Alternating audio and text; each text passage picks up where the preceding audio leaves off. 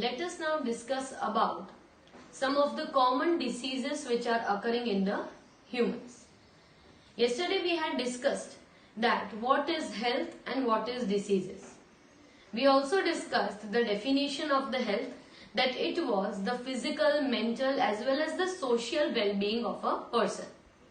We discussed that any of the condition in which you are not able to perform your physiological or your basic functional activities, such an uneasy condition was referred as a diseased condition, and the person is known to be suffering from a disease. Diseases were of two types, infectious and non-infectious diseases. We had also discussed the examples of it. We discussed that the diseases are being caused by some of the organism. Either it can be a bacteria or it can be a virus or any such fungi. So any of such organism which causes the disease was known as pathogen. Disease causing organisms are known as pathogens. So here we are going to discuss two most common bacterial diseases, that is diseases which are occurring due to some bacteria. The two diseases which we are going to discuss is the typhoid and the pneumonia. Let us first discuss about typhoid. The typhoid is a bacterial disease. We have commonly heard the word typhoid fever. So typhoid fever is a bacterial disease, and this bacteria which is causing the disease is known as Salmonella typhi. The name of the bacteria which causes the disease is Salmonella typhi. The Salmonella typhi will be entering into your digestive tract through the food and the water that you are having. So contaminated food or contaminated water, when you intake, this bacteria along with the food and water enters into your digestive tract, and mainly it goes and resides in the small intestine. So it reaches till the small intestine through the food and water we take. After which it is going to migrate into the other organs through the blood. So once it enters into small intestine, along with all the material, it is also going to be absorbed. It is going to enter into the blood, and when the blood will circulate in the body, this bacteria is going to enter into different organs of our body, and therefore inhibit the function of different organs of our body. So what can be observed as symptoms? The very first symptom is sustained high fever. That is, the person who is having typhoid will be continuously having a high fever about 39 to 40 degrees. Okay. Weakness, stomach pain, constipation, headache and loss of appetite are some more symptoms. Okay. Another symptom is weakness, pain in the stomach, headache, constipation and the loss of appetite, means the person will not at all feel hungry. So that can also be observed in the case of the typhoid. In the severe cases it can also be observed that there is presence of or formation of holes or perforations in the intestine, which can be a very severe condition. So having perforations in the intestine can even lead to the death of the person. So in severe cases, a person suffering from typhoid can also die. Now, the confirmation of the typhoid is done by a specific test known as Vidal test. So Vidal test is specifically used just for confirming the typhoid. Another thing is that there was a lady known as Mary Mellon, which was known as Typhoid Mary, and she was a cook by profession, and she has spread this disease of typhoid to several people, and so that she was one of the reason why typhoid spread to a large number of individuals. So that was typhoid. Remember the causative agent, that is Salmonella typhi. And you have to remember the symptoms, that what happens when typhoid occurs. The symptoms were loss of appetite, headache, fever, constipation. These all things will be observed. Let us now discuss about the next disease, that is pneumonia. The pneumonia is a disease of the respiratory system. Pneumonia is also caused by bacteria, and the name of the bacteria is Streptococcus pneumonia, and the another is Haemophilus influenza, Streptococcus pneumonia and Haemophilus influenza are the pneumonia in which the alveoli of the lungs gets infected. Alveoli become filled with the fluid.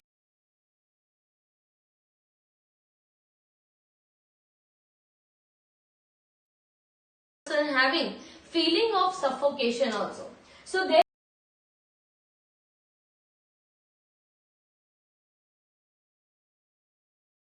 of gases is going to.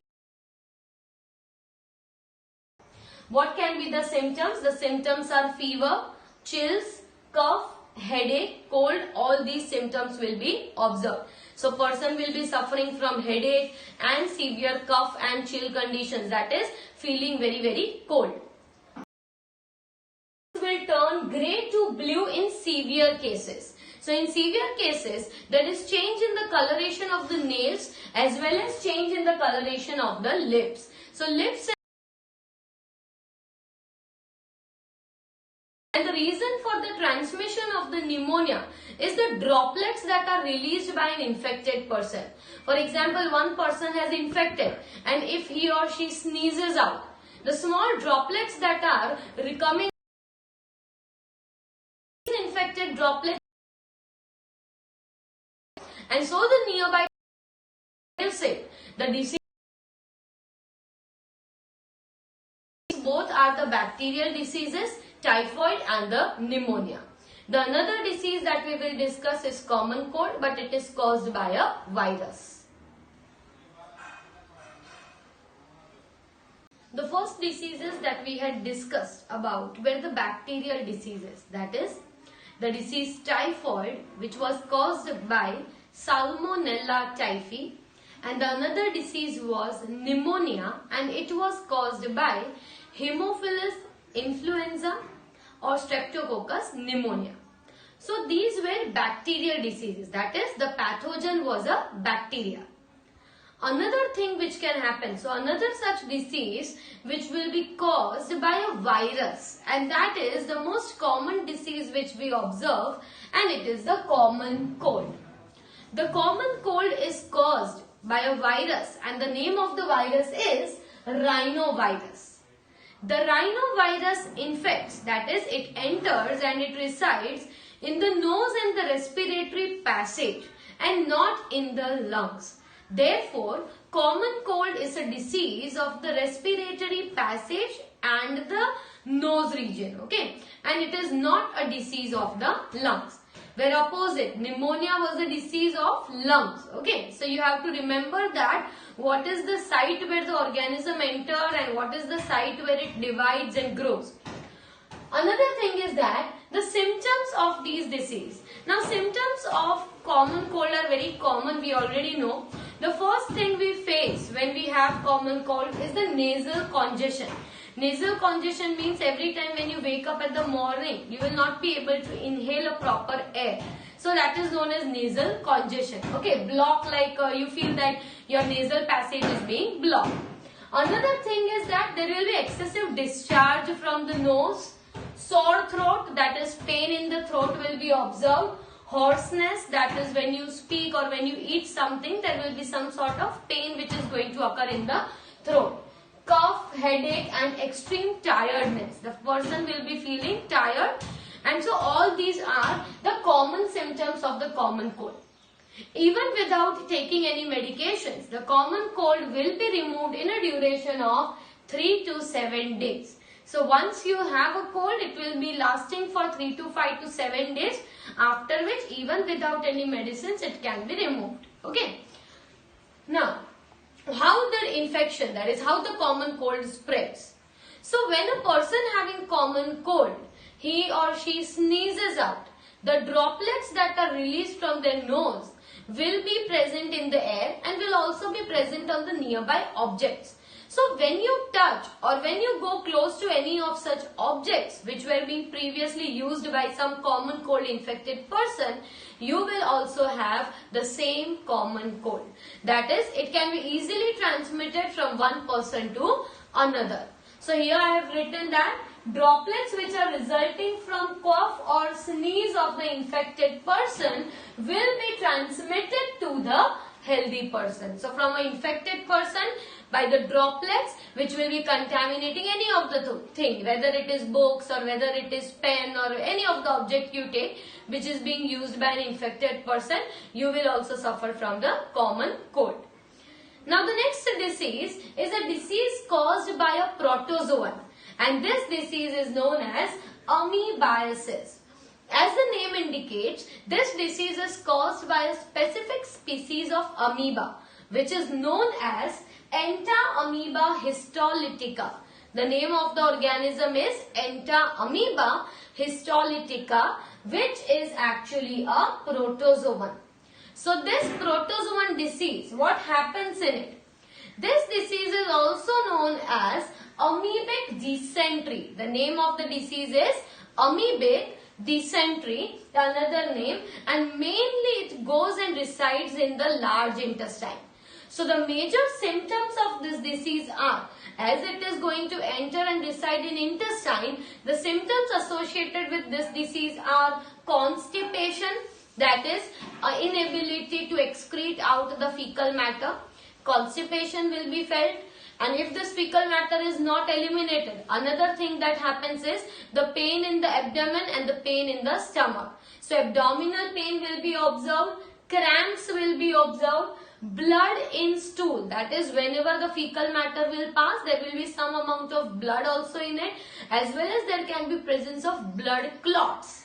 Okay, so presence of blood in the fecal matter, blood clots in the fecal matter, excess of mucus in the fecal matter, all these are the symptoms of this disease. The mechanical carrier, that is who carries this amoebic dysentery. So the carrier of the disease is a housefly. So house flies, when they sit on some fecal matter of an infected person, and after that they come into your house and they sit on the food or water or anything, food products if you have kept open. Okay, so house flies, when they reach on your food products, and when you eat such food products, you also suffer from the disease, that is amoebic dysentery. So carrier is the house flies, and this is going to transmit the parasite from the feces of the infected person. So infected person's fecal matter, from there the flies will be carrying this amoeba, that is this Entamoeba histolytica, and carrying it to your food products. When you consume this food products, you will also be suffering from this disease. Another disease caused by protozoan that we are going to discuss in the next lecture is the Plasmodium, which causes malaria. So the topic of malaria is very, very important, and we are going to discuss it in the next lecture.